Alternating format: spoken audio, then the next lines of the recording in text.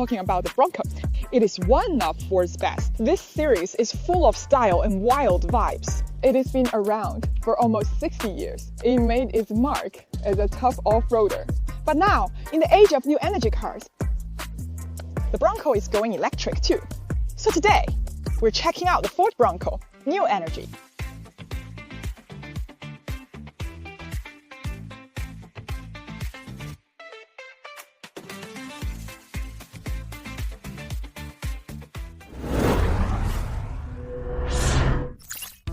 First, let's check out how it looks. Honestly, I think this car, it keeps that classic family style going strong. But overall, it has a more city-friendly vibe. It looks more refined. First, it keeps the classic round headlights.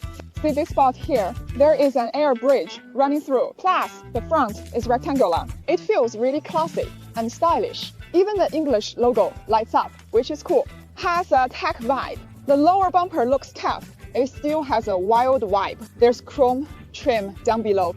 It looks much more polished now. Now, let's check out the side. A floating roof lines the side, plus slightly raised fenders. Compared to the regular Bronco, it is a bit less wild. It leans more towards city driving, and it measures over 5 meters long. The wheelbase is almost 3 meters, so it comes with a big, spacious trunk. Go ahead and pop the trunk. The trunk floor is super flat and even. Sit here and flip out the little table. With your left hand, turn on the 2.2 kilowatts external power. Just grab a coffee maker and go camping. Pretty great, huh? Bet you are loving it. The trunk's powered too.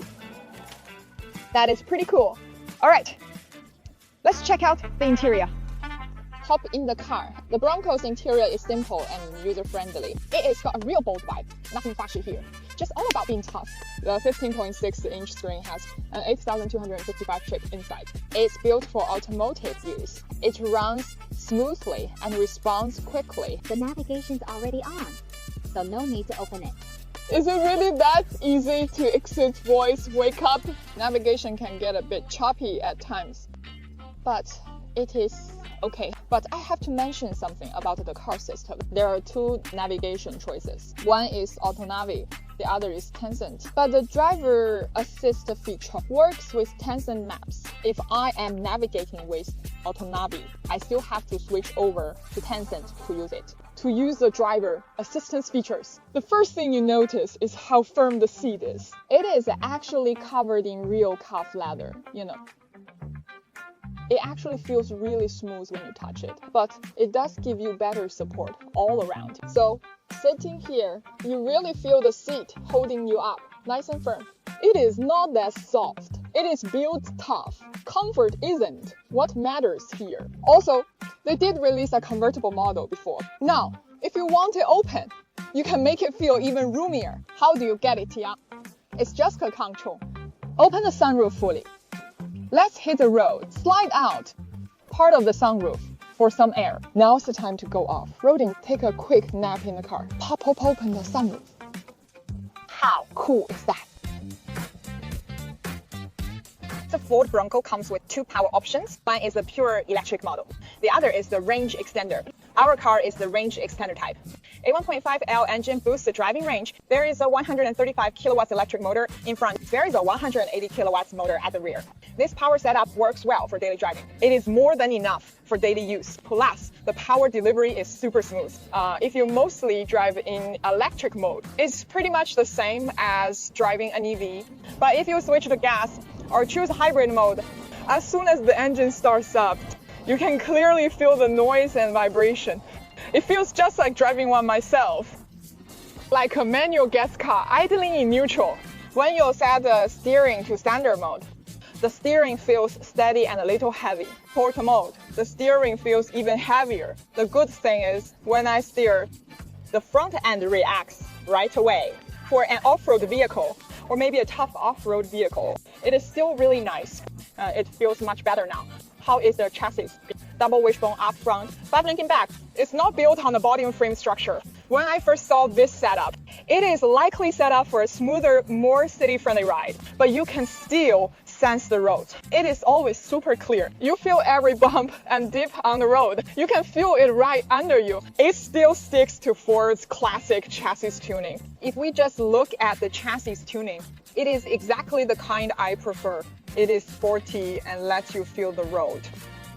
But if you put it in an SUV or in a car that is a bit more off-road focused, it just feels a bit weird to me, you know.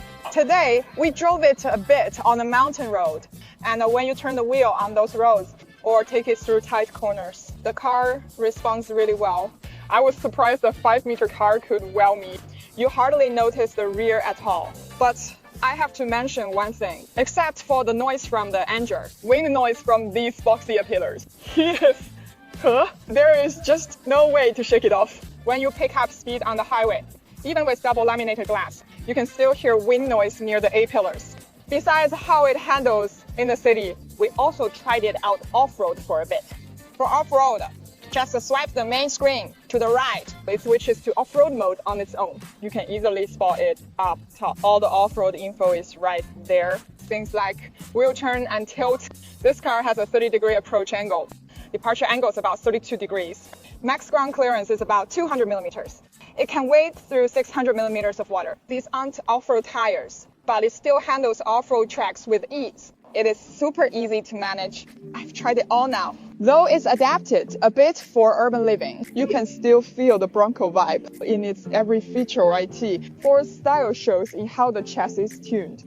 And when it comes to tech, the LiDAR on top helps with driver assistance with smart power control. It is not built for off-road, but for simple and common off-road trails. It can easily deal with that. The car's pre-sale price was announced last night. It's priced below 230,000 yuan to start. But for electric off-road SUVs, SUVs are hot in the market. Shanghai models have built a solid presence. Can it break through and stand out?